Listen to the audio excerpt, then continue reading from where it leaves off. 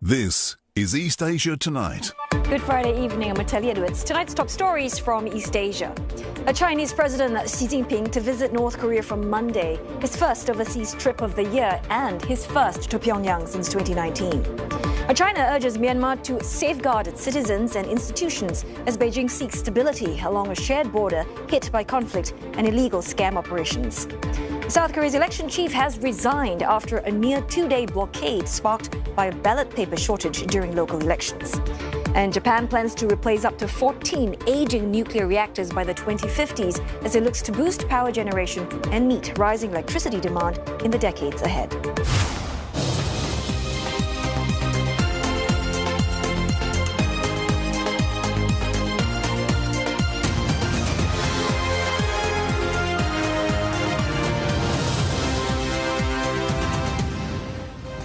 Also tonight, a massive man-made waterway is nearing completion in China. The Pinglu Canal will give Guangxi's inland cities a more direct route to Southeast Asian markets. Could it transform regional trade? Plus, Molly turns 20 this year, and she's celebrating in style. Pop Mart's iconic big-eyed character takes over the vibrant 798 Art District in Beijing, charting her journey from early designs to global phenomenon.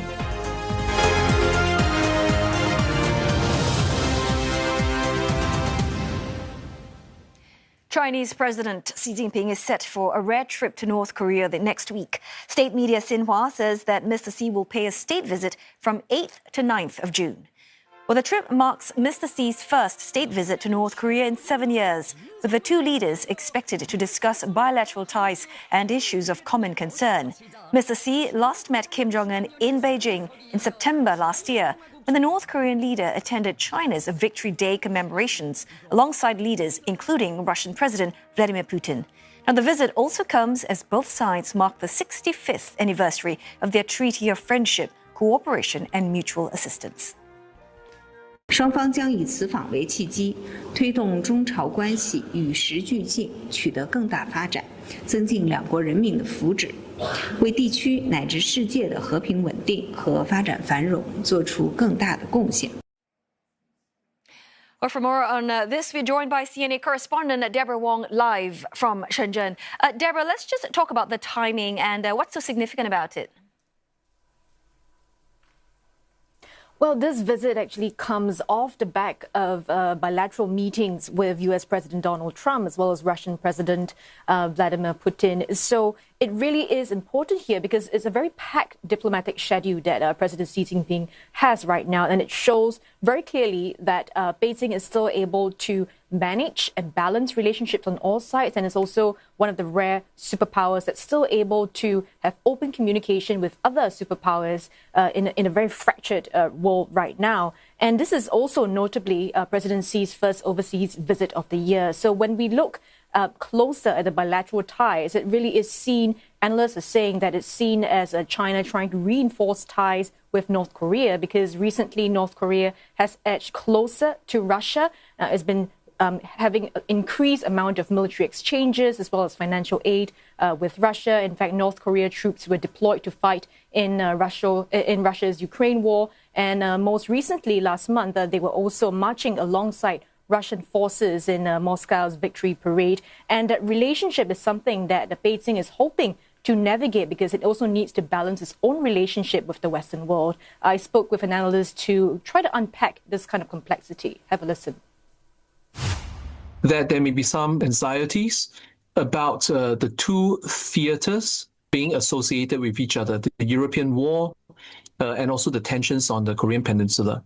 Therefore, some suggest, it may be better to sort of disconnect the sensitive kinetic conflicts from each other, given that China itself has an agenda to improve its relations with the European Union.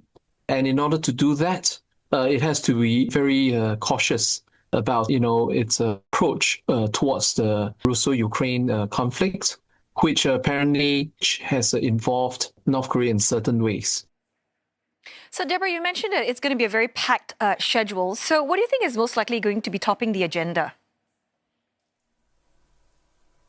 So this diplomatic protocol, that China has, North Korea has, it's quite opaque. Details are not going to be quite clear. But with recent developments, we can sort of get clued in as to what they might be talking about. Most recently, South Korea actually proposed a four-way peace dialogue involving the two Koreas, US and China, and so that can be expected to top the agenda. Now, in fact, just some details on that is that Lee Jae-myung's administration recently has also shifted tone, talking more about peaceful coexistence instead of unification. But whether that goal can materialize hinges on North Korea's willingness to engage with the U.S. And for now, what we've heard from Singaporean Foreign Minister V.M. Balakrishnan, who visited Pyongyang himself last week, he mentioned that channel is still not going to be feasible right now because North Korea is not willing to have engagement with the U.S. at this point. They are instead focused on building up their own self-resilience, their own military capability, and that's evidence from North Korea's announcement of a new nuclear facility, as part of its program to produce a lot more ingredients for its nuclear capability. And they've also vowed to expand it at an exponential rate. Now, so this is something that China could address too at the summit. Have a listen. North Korea has rapidly developed its arsenal, and the latest news is that they appear to be developing ICBM engines. So the fact that you have such a powerful weaponry in the arsenal for many regional players, perhaps it is a good opportunity to have some form of realistic decline in the temperature rather than ratcheting up the regional temperature. As North Korea's only ally and a very important intermediary of North Korea with other great powers, China may be able to play this intermediary role. For other countries in the region, so we will also be looking out for any signs of economic agreements, economic arrangements. As for now, activity has increased substantially ever since March, where cross-border train services as well as direct flights resumed. So the hope is that this summit could pave the way for more of such exchanges. Otelli. Right, we'll certainly be keeping a close eye on Mr. Xi's visit to North Korea on Monday. Thanks so very much, CNA correspondent Deborah Wong, live from Shenzhen. Now, China has also set its sights on deepening ties with Myanmar's new government. Foreign Minister Wang Yi holding talks with Myanmar Foreign Minister Ting Mong-sui, who is on his first official visit to China since taking office. Now, Mr. Wang said that Beijing is willing to strengthen high-level exchanges, deepen strategic cooperation, and deliver what he described as more practical outcomes from a long-standing partnership. He also said that China stands ready to support Myanmar's development and work together to maintain stability along the shared border. Now, this meeting comes just weeks after Mr. Wang travelled to Myanmar, and as the two countries mark 76 years of diplomatic relations. For more, we've got CNA's senior correspondent Leong Wai-kit joining us live from Hanoi. Wai-kit, so we know that Myanmar has recently stepped up engagement with India as well, while maintaining close ties with China. So help us understand this. Is Naypyidaw trying to strike a balance between the two neighbours? And do you also think that stronger ties with India will realistically reduce its reliance on China? Quick answer, strike a balance, yes. Quick answer, being less reliant on China, no. And I say this because right now, Myanmar is still nursing itself back to full diplomatic health. So it's in no position to pull these these strategic leverages to its full advantage. And even if Myanmar were to fully recover diplomatically, let's say, for instance, countries now all recognize Myanmar, China's influence will still be there because traditionally China has always been Myanmar's steadfast supporter and friend. One retired diplomat would point out that in the pre-ASEAN days when Myanmar was treated as an outcast, China was always there. And because of the US sanctions and when Myanmar needed money, all it needed to do, the generals needed to just, dig up your jade, your rubies and gems and sell them to China to sustain themselves. But back to present day, since the coup, China's influence on Myanmar has been increasing. One expert pointed out that in the last 5 years, China's role went from facilitating to mediating peace talks between the army and the armed groups, but now they're also pushing out narratives of Myanmar in the shape and form of commentaries and opinion pieces. So, in a nutshell, for Myanmar to fully get that balance, it would be a bit difficult because China has always had more influence traditionally over Myanmar. So, Wakid, if we're looking through Myanmar's lens, what does it hope to gain from this visit? And I mean both diplomatically and economically as well.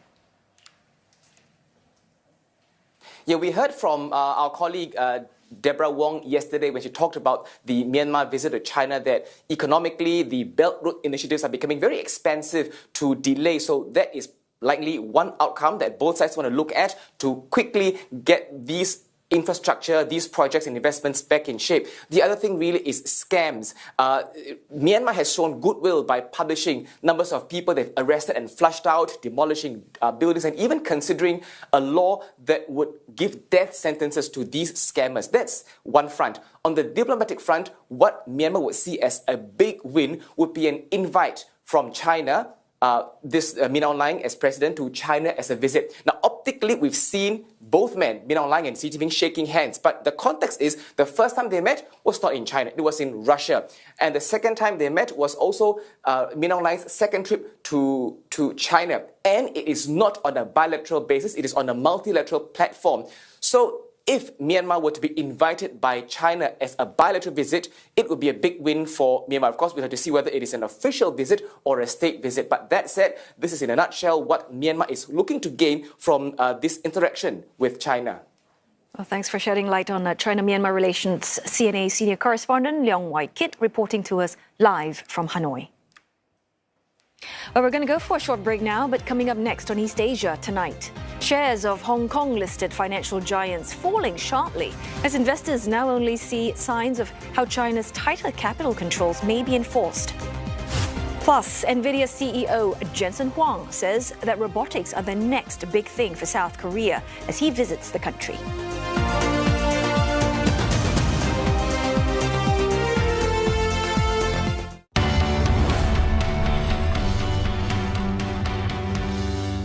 Journey across Asia through stories of change, resilience and rediscovery this June on CNA. As countries across Asia race towards cleaner energy, communities are rethinking how they power their everyday lives. From solar fields to offshore wind farms, witness the transition towards a more sustainable future.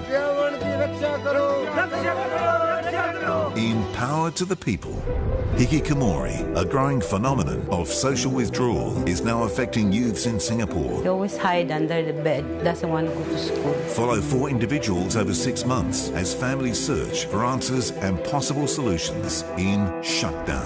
And as Singapore transformed over the past 2 centuries, so too did its rivers and waterways. Before Raffles came to Singapore, it was once a wet rice paddy field. Rediscover the water channels that once shaped the island in Lost Rivers this June on CNA. The first thing in the morning as Asia wakes up to a new day. Get up to speed with major events shaping lives in the region and other parts of the world. Putting things in perspective with eye-opening reports and expert analysis as a new era of global politics breeds power struggles and shifting alliances. We get to the heart of the matter and take stock of the issues you're invested in with on-the-ground reports and wall-to-wall coverage. Viewing it all from a regional lens because we put Asia first.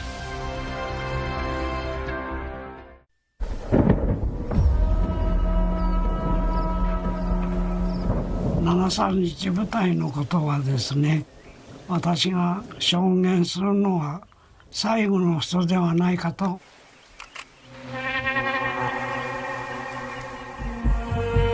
兵器とかまた機械を作るとかいうことだと思っていたのが、ただ結局最近の培養試験的に培養させられとったので、ベスト菌なんて言えばね、なおそろあれが感染したら必ず死んでしまう。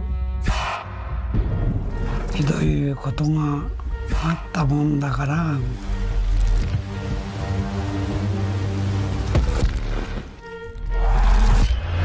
Inside Unit 731, Saturday and Sunday on CNA. Every answer starts with a question, and a trail we follow.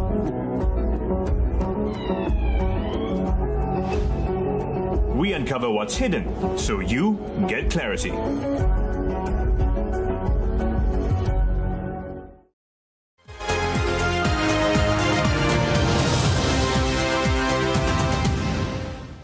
Hello again. Good to have your company this Friday evening on East Asia Tonight. Well, you're just in time for business news, and we have Olivia Marzuki here to tell us more about Hong Kong's biggest financial names apparently coming under pressure. That's right, Oteli. So investors are worried that the stricter enforcement could actually make it harder for mainland Chinese customers to move their money and invest offshore. So shares of Hong Kong-listed financial firms fell sharply today. These include global names such as HSBC, Standard Chartered, AIA, and Prudential. The sell-off follows fresh signs that China's tighter capital controls could hurt earnings of those companies with exposure to mainland China. While Beijing announced tighter capital controls 2 weeks ago, investors are only now seeing signs of how those rules may be enforced. Some mainland residents are reportedly facing greater hurdles when trying to open offshore bank accounts. Hong Kong regulators have also urged banks to step up their scrutiny on cross-border investment. That raised concerns that banks and insurers could find it harder to attract mainland customers looking to invest or move their money overseas. Some also fear that this could slow a key source of revenue for Hong Kong's financial sector. Well, some Chinese companies are now looking beyond Indonesia to Africa for longer-term nickel supplies. And that's because changing policies are testing the investment case for foreign investors. Tsingshan Group is considering a project in Madagascar, while Legend Resources is looking at opportunities in Tanzania and New Caledonia, according to Bloomberg. Still, some flexibility has emerged with an exemption made for nickel pig iron. That is the main product made by many Chinese producers under Indonesia's latest policy changes involving the centralization of exports in key sectors.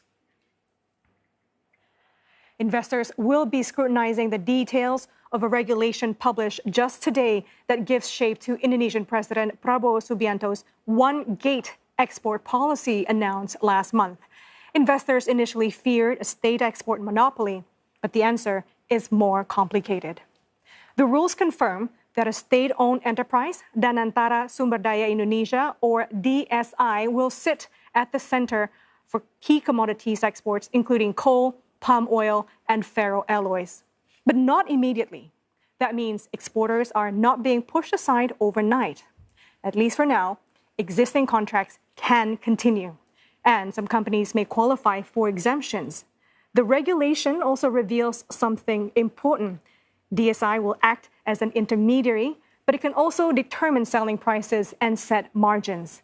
That gives the state a much bigger role in how strategic commodities are sold. The longer-term plan is even clearer. After 31st December 2026, strategic commodity exports can only be carried out through the single state entity. So Indonesia is not creating a full export monopoly now, but it is building a system where the state takes far greater control over how key commodities are sold overseas. Supporters say that that could help Indonesia capture more value from its natural resources and strengthen oversight of export earnings. Critics, though, worry it could create uncertainty and reduce flexibility for exporters. The regulation settles one debate. The policy is happening. The question now is whether tighter state control can be introduced without disrupting the trade flows that help power Southeast Asia's largest economy. Nvidia CEO is eyeing robotics as the next big thing in South Korea. Jensen Huang is in Seoul for his second visit in around half a year. And he came bearing not quite gifts, but business for the country. He describes South Korea as a key global manufacturing center and an excellent place for research. Mr. Huang also highlighted opportunities for Nvidia to work with major semiconductor firms to apply robotics and AI to chip making. He is scheduled to meet with major South Korean tech firms, including SK Hynix, Samsung, Hyundai, LG, and Naver. Korea has many sectors to invest in. Of course, robotics is going to be the next major sector here in Korea. Korea is extraordinary at manufacturing, megatronics, and also artificial intelligence. The fusion of all of that technology is perfect for robotics.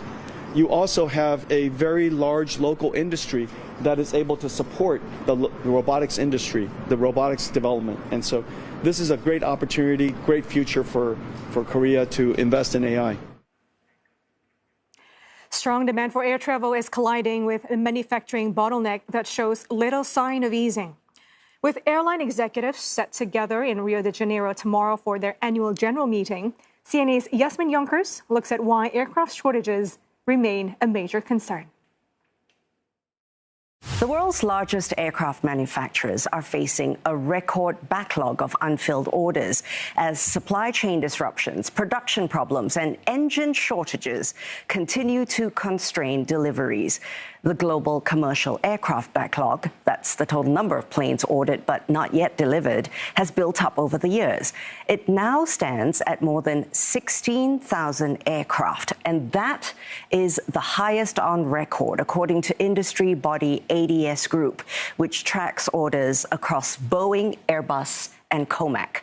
Boeing and Airbus alone account for the bulk of that queue, with Airbus holding about 9,000 outstanding orders as of end March, while Boeing accounts for more than 6,000, according to their respective earnings releases.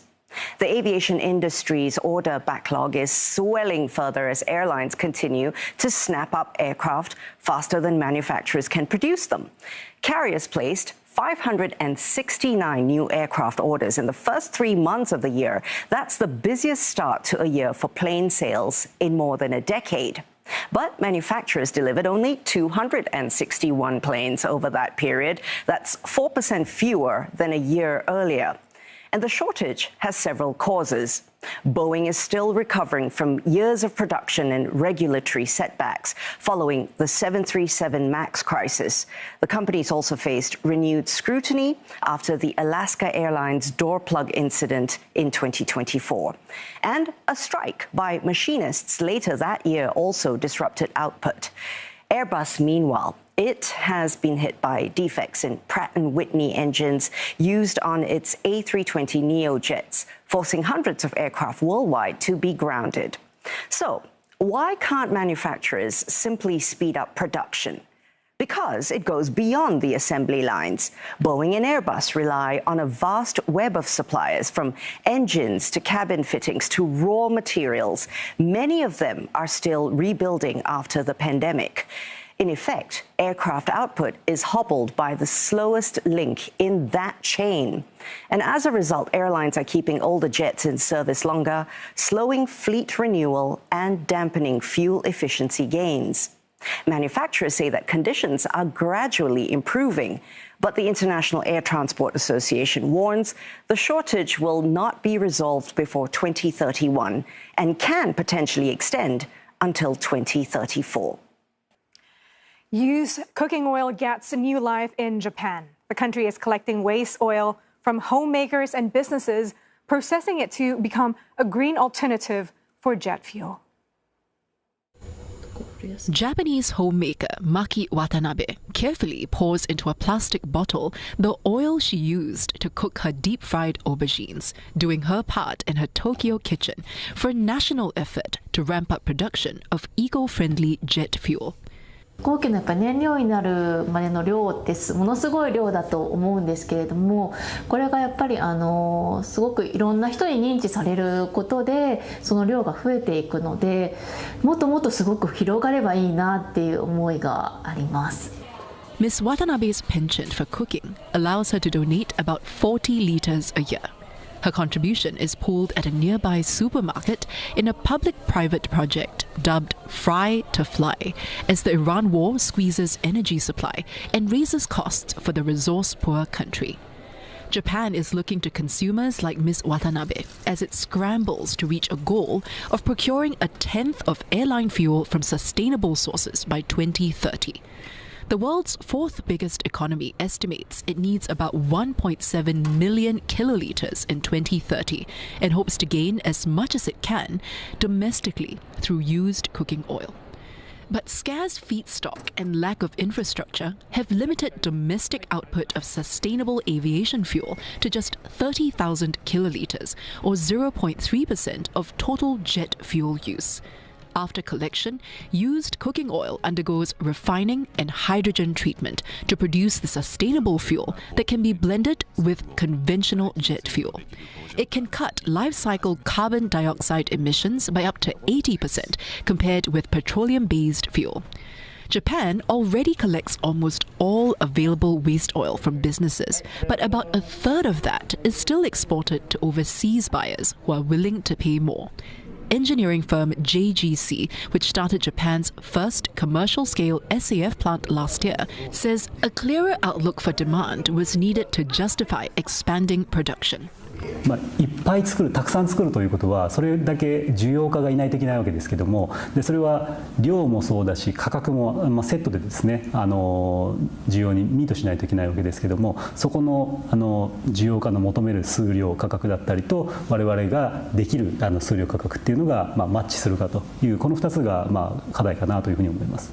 Tokyo wants to commission more businesses to raise awareness and coordinate collection to tap the capital's 7.8 million households for oil.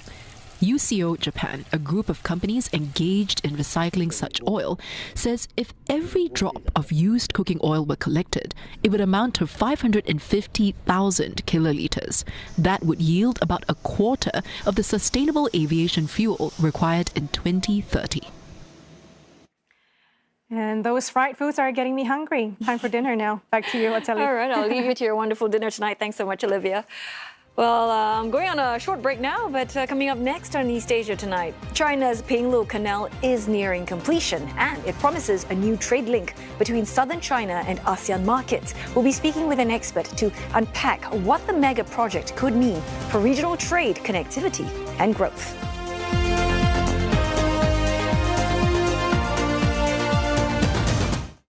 CNA wins big at the New York Festival's 2026 with an outstanding haul of 16 awards, including 11 gold, 2 silver and 3 bronze.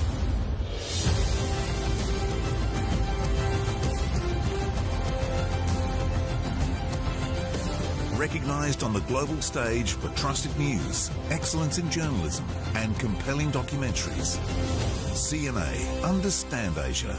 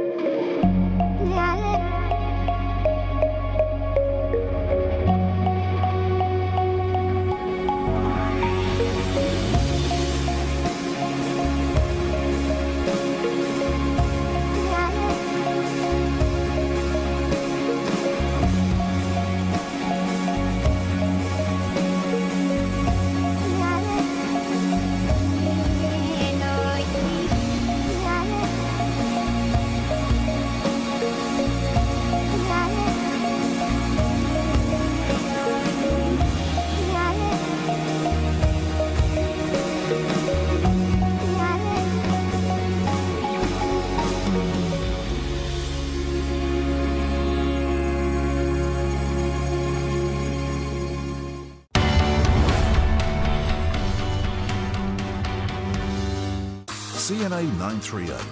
News you can trust to start your day informed, to navigate your finances and your world, and to make sense of what matters. CNA 938. News you can trust.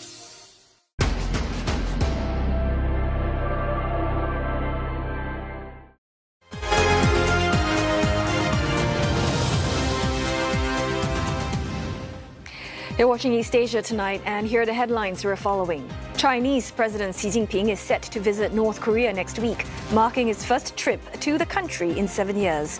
The 2-day visit signaling warming ties as Beijing and Pyongyang rebuild engagement after years of pandemic-era isolation. A border security and stability at the center of China and Myanmar talks in Beijing. Foreign Minister Wang Yi says that Beijing is ready to work with Naypyidaw to maintain peace along their shared border region.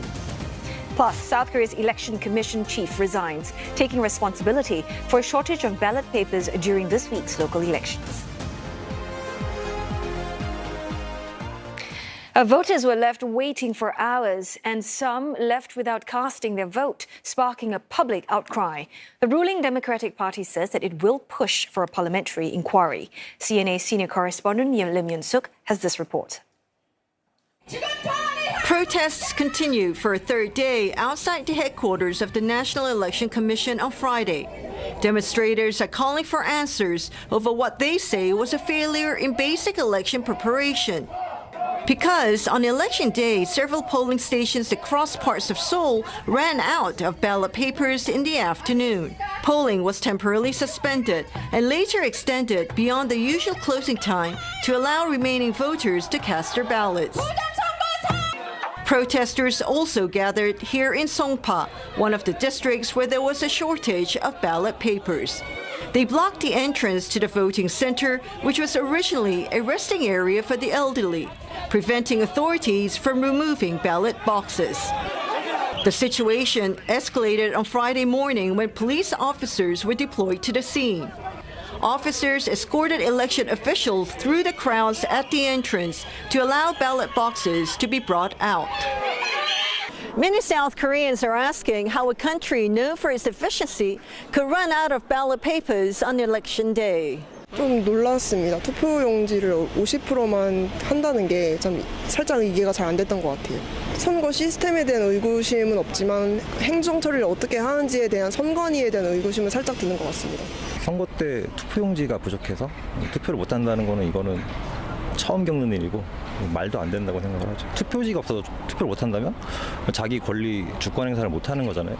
한국 사람으로서 저는 상식적으로 투표 용지는 100% 플러스 알파를 인쇄할 거라고 생각합니다. 그런데 선관위의 답변은 50%만 인쇄를 했다는 게 말이 안 됩니다. According to reports citing the National Election Commission, it had initially prepared ballot papers for only about 50% of registered voters. But turnout reached about 61%, higher than the 2022 elections. Some local media suggested the commission had the budget to print ballots exceeding registered voter numbers, but only about half of that capacity was used in practice. The commission offered a public apology and said a fact-finding team involving external experts would be set up. For now, what began as an administrative issue has turned into a wider debate about election readiness and public trust, with growing calls for a thorough investigation and clear answers on what went wrong. Im Yan-suk, CNA, Seoul. China's landmark Pinglu Canal, described by Premier Li Qiang as the country's project of the century, is in its final stages of construction in preparation for an official launch later this year. Now, this is its first major canal project since the founding of the People's Republic of China more than 70 years ago.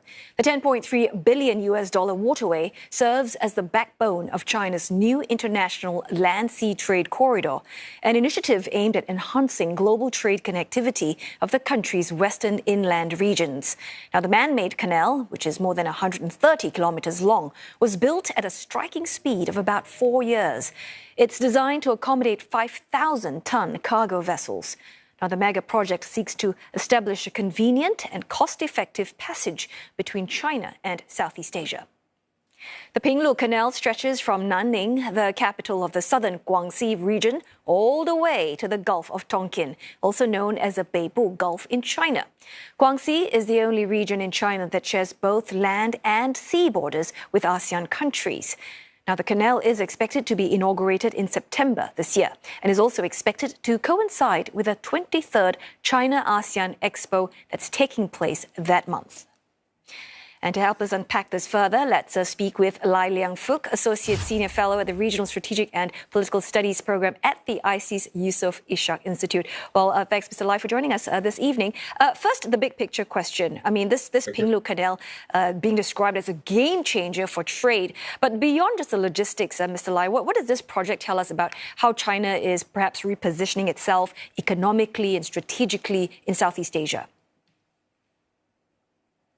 I think the impending opening up of this Pinglu Canal will further enhance trade connectivity and as well as other modes of connectivity between not only Guangxi and Southeast Asia, but the inland provinces in southwestern part of China, including Yunnan, Guizhou. And this will help to elevate the concept of the International Land Sea Trade Corridor, which from the very beginning of its conception, the emphasis was on developing multimodal types of connectivity, including sea, air, river, as well as digital connectivity. So this will be a very important milestone in the development of the International Land Sea Trade Corridor. And just to add that the International Land Sea Trade Corridor is also an integral part of the Chongqing Connectivity Initiative, which is the third government-to-government project between China and Singapore, launched in 2015. But over the years, it has matured. And as you can see, the Pinglu Canal will add another layer of connectivity, which will facilitate and enhance businesses as they explore opportunities.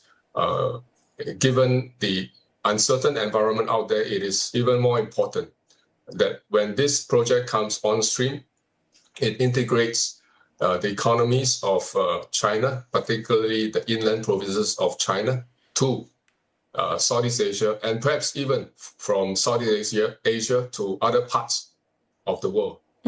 So let's look at what this means for Southeast Asia, because ASEAN is already China's largest trading partner. Which Southeast Asian countries do you think stand to gain the most from this Pinglu Canal? And is it obvious to you? Are we going to see winners and losers emerge within Southeast Asia?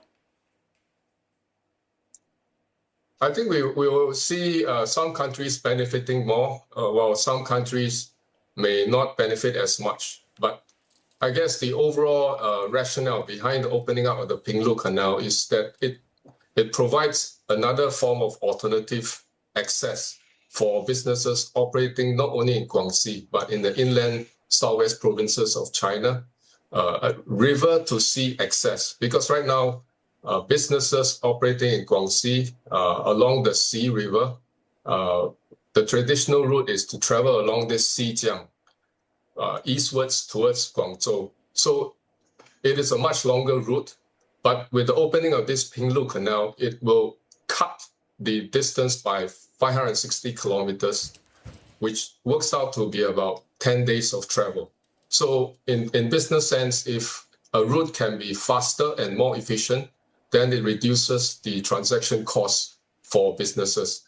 And of course, Singapore is already well positioned to capitalize on this opening up of the Pinglu Canal. You recall that in May, Senior Minister Lee had made a particular trip to China, in particular to Nanjing as well, where he was informed and discussed the latest development with regard to the Pinglu Canal. And this visit underscores the importance of Pinglu Canal as an important gateway for the International Land Sea Trade Corridor, which again links back to this Chongqing Connectivity Initiative. And other ports in Southeast Asia will, I suppose, benefit as well. For example, Kuantan Port is a key port on the east coast of Peninsular Malaysia, and it already has trading links with Qingzhou Port, which is the outlet for Pinglu Canal when it officially is commercialized in September this year. So these are the ports that will benefit. But again, to what extent the benefit will depend on the capacity of these ports, right, in terms of how much volume they can accept. And also it depends on the type of goods that they are able to export and import from China, right? So it requires these ports to also have the capacity and also have the connectivity, not only with Qingzhou Port, but beyond, let's say, Kuantan Port, where can these goods go to? So the country that has the largest number of connectivity, I suppose, will be able to benefit most from the opening up of this Pinglu Canal. So, Mr. Lai, just beyond the economics of side of things, I mean, there's also broader strategic consequences here, which I thought you could help us understand, because the Pinglu Canal will also give China's southwestern hinterland this direct route to the Beibu Gulf, and from there to the South China Sea. So how significant is that from a strategic perspective? In terms of the strategic perspective, I think this Pinglu Canal is actually part of China's efforts to further bring development and prosperity to the inland provinces. So this aspect is primary for China. And of course, given this emphasis, China is very keen to work with countries outside of China, and Qingzhou Port, which is a key outlet for the Pinglu Canal. The strength of Qingzhou Port is short haul, i.e. primarily to the Southeast Asian ports. So this part will also, whether the potential of the Qingzhou Port can be further expanded will depend also on the capacity of the ports in Southeast Asia, right? So the port that has greater connectivity will be able to benefit most. And with regards to as you mentioned, the geostrategic competition, I think there is a strong inclination on China to further want to integrate its economy with the rest of Southeast Asia, as well as with other countries, to encourage what it calls as true multilateralism.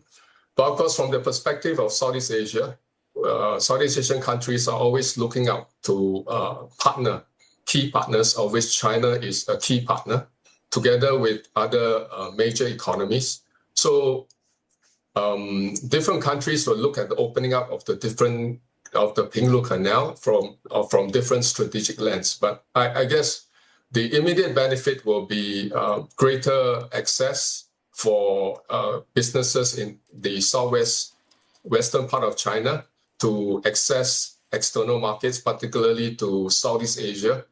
And for Southeast Asian countries, it does provide them greater access for the exports of their agricultural produce, their consumer products, their ores and minerals with China. So there is a very strong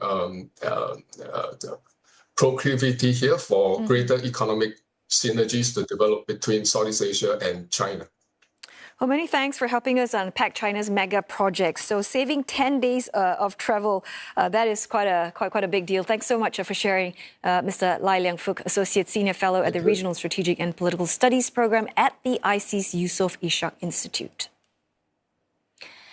Japan is planning to replace 14 aging nuclear reactors by the 2050s as it works to secure enough power generation capacity to meet surging electricity demand. Under the reported plan, the industry ministry is hoping to rebuild up to 5 nuclear reactors by the 2040s and as many as 14 by the 2050s.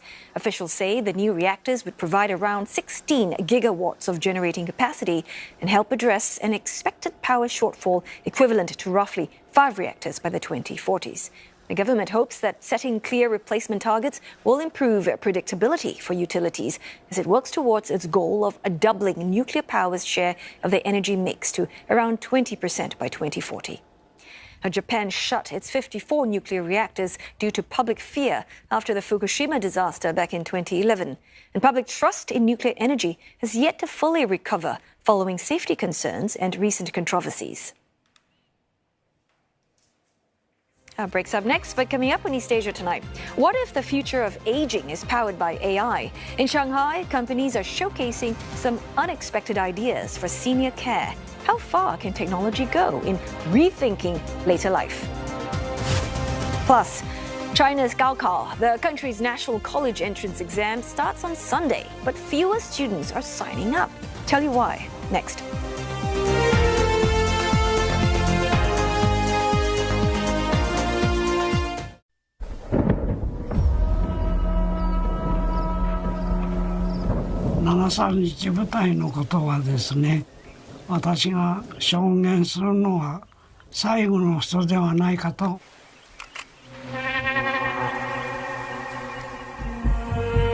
兵器とかまた機械を作るとかいうことだと思っていたのが、ただ結局最近の培養、試験的に培養させられとったので、ベスト菌なんていう真似直する、あれが完成したら必ず死んでしまう。ひどいことがあったもんだから。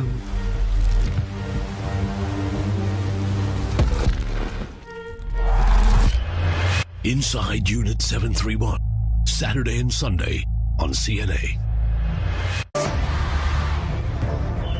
We're in a chaotic moment. Midnight later tonight here in Thailand, it's too little too late. And I asked whether there's a political element to it. Nobody can exactly tell you why. Look, things are never perfect when you're engaged in politics. Each one doing what each one wants. So what's the United Nations doing amidst this world of supreme chaos? We're pushing for answers every night on Asia Tonight.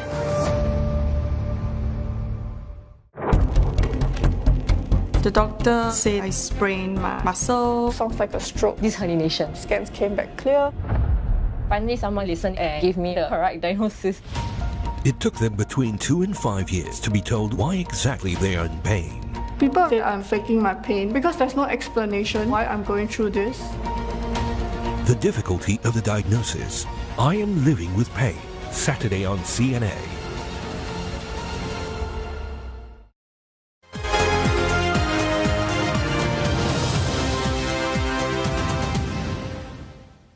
China's Gaokao, the high-stakes university entrance exam taken by millions each year, appears to be losing some of its appeal.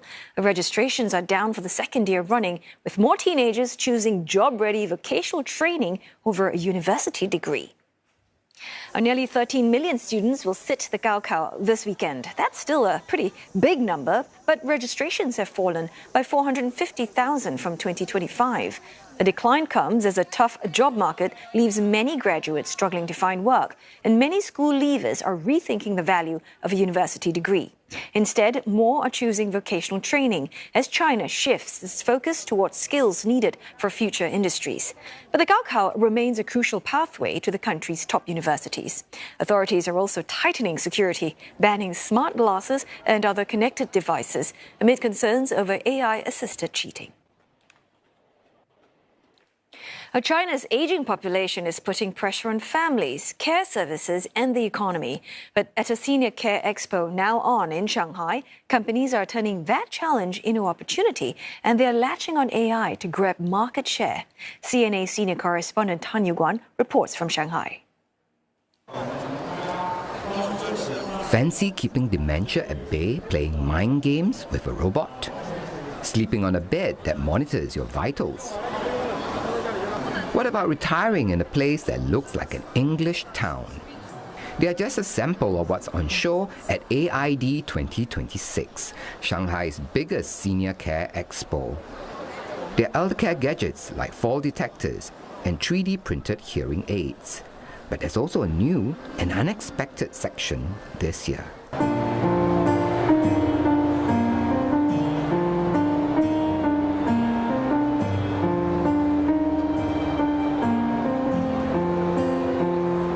I was actually trying to attempt a tune by singer Jay Chow. This, by the way, is an AI guitar endorsed by him. Well, I'm not musically trained, but this AI guitar claims to allow you to learn to strum a tune within 3 minutes. I cannot get the hang of it, but the question is, what is an AI guitar like this doing at the expo geared for seniors?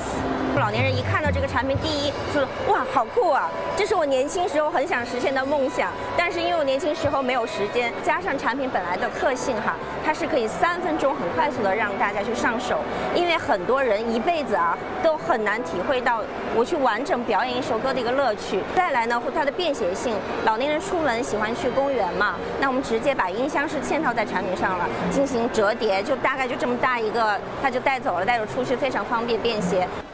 The smart guitar is already sold overseas on platforms like Amazon and costs about $400 to $650. Using AI for entertainment and emotional value is a recurring theme. There's this $100 SOS device, which also acts as a chatbot. And this high-end robo-dog that performs dog tricks, plays music, and chit-chats. But its main function is as a talking robo-guide dog. Many seniors become homebound and inactive because of vision loss, increasing the risk of muscle loss. 全国1800万左右的视障人士，正式上岗的活力导盲犬不到400只，视障人士照顾自己都比较麻烦的，然后他还要照顾一只活体的一个困扰。电子导盲犬呢，只需要给它充电就 OK 了。而且我们这款导盲犬的话，它可以感知周围环境，用语音的方式反馈到我们的用户，能让我们的用户大胆的走出去。Latest numbers show China has more than 321 million people aged 60 and above, just under a quarter of the population. It's a demographic challenge, but also a business opportunity. And that opportunity is drawing big brands like Haier. The Chinese appliance giant has its biggest booth yet at the show, complete with silver hat models selling the idea of aging in style. Among its elder care products, a high-tech wheelchair controlled by a tilt of the head.